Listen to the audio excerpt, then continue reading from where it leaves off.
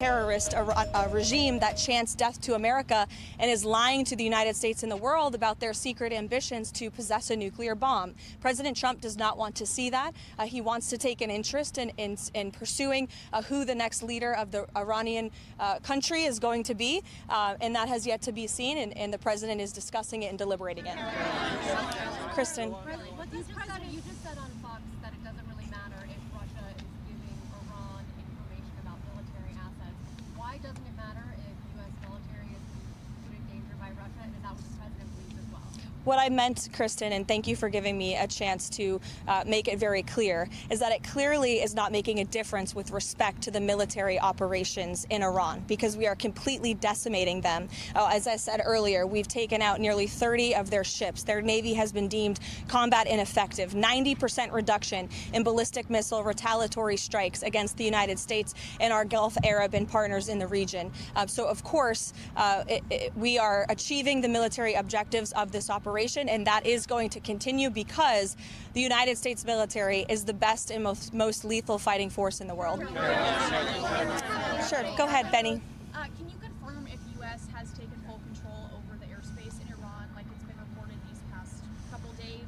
Trump said within hours, within days. Can you confirm anything along those lines? Yes, we are well on our way to doing so. Caroline, has the president's faith in Russia to cut a peace deal with Ukraine been shaken by the knowledge that Russia is apparently supplying intelligence to Iran in this conflict? I think the president would say that peace is still an achievable objective with respect to the Russia-Ukraine war. You saw Special Envoy Witkoff put out a tweet yesterday announcing a new prisoner exchange between both Russia and Ukraine. So it's something this administration still wants to see, and something I know the president will continue to work on. Has he expressed any frustration to Putin about this intelligence? I'll let the president speak on that directly. Mary. What does the president mean when he calls for unconditional surrender? Is he saying that the regime has to fully relinquish control?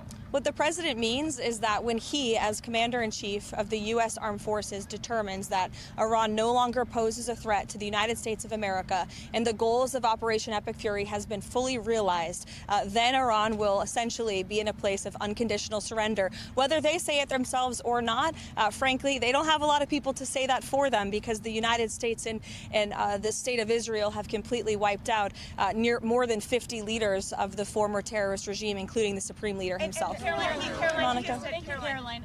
The president had a July 4th deadline for the One Big Beautiful Bill. Does he see a deadline for the Save America Act, as I know that's a priority of his to get passed? As soon as possible, I know the president would say. This is a huge priority for the president. It remains one. I know he has added on some priorities to the Save America Act in recent days, namely no transgender transition surgeries for minors. We are not going to tolerate the mutilation of young children in this country, and no men in women's sports. And the president putting all of these priorities together, it speaks to just how common sense they are. These are all common sense priorities of this president that are backed by the vast majority of Americans, and he wants Republicans to act on them as quickly as possible. Thank you. Ken Paxton laid out some conditions yesterday, saying that he would drop out of the race if Senate leadership on the Republican side agreed to getting rid of the filibuster, for example. What are the president's thoughts on that? I won't get ahead of the president on the Texas Senate race. I know it's of great interest to everyone. I'm no longer his political spokesperson. I'm a government spokesperson, so I'll let him speak on that directly. You elaborated on the president's decision to tap Markwayne Mullin as the next DHS secretary. Can you talk a little bit about the rationale for the choice, why Mullin was the best candidate in his eyes, and also your message to congressional Democrats who continue to keep the DHS unfunded?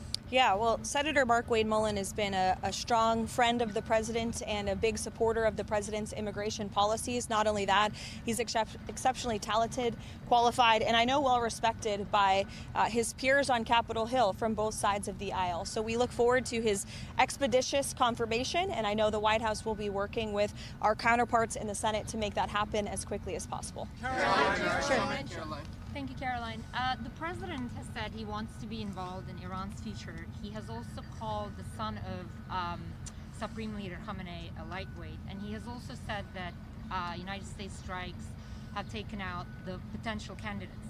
So does the United States now have any candidates or like looking at candidates who may replace, who may lead Iran for the future? I know there's a number of people that our intelligence agencies and the United States government are looking at, but I won't get any further on that. Sure. Is the president satisfied with the pace of the investigation into whether the U.S. military did hit that Iranian school? Is the White House concerned that this was the United States? Again, as I said at the briefing 2 days ago, I don't have any updates with respect to the investigation. I would expect those to come from the Pentagon. Sure, Haley. That the U.S. was operating in the region of the school. Again, I don't have any updates for you on the investigation. Those will come from the Pentagon directly. Haley. Does the president believe Russia should face repercussion for providing intelligence to the Iranians as part of the U.S. military? Again, I'll let the president speak on that directly. Do you have any comment, Sure. Caroline, do you have any comment on the MAGA influencer divide on the Iran war? It seems like everything on X is everybody's going at each other. Any message to both sides of the aisle? I would just remind people X is not real life. This president lives in the real world. And with respect to MAGA, President Trump is the leader of MAGA. He's the creator of the MAGA movement. And there is nothing more America first than taking out terrorists who have maimed and killed our own servicemen and women, who chant death to America and who pose a threat to the homeland. And so President Trump is a leader of the peace through strength foreign policy doctrine. He attempted peace through diplomacy exhaustively and extensively with the rogue Iranian regime. And so they have been struck with the strength and the sheer might and will of the United States Armed Forces. And President Trump has proven he's a man of his word. If you go back and look, not just over the past year as president, but in his first term and in many years in his private life as well, when he has said that the Iranian regime can never obtain a nuclear bomb, well, now he's finally acting on it. And he has the courage to do what so many presidents in the past did not. We'll see you guys later.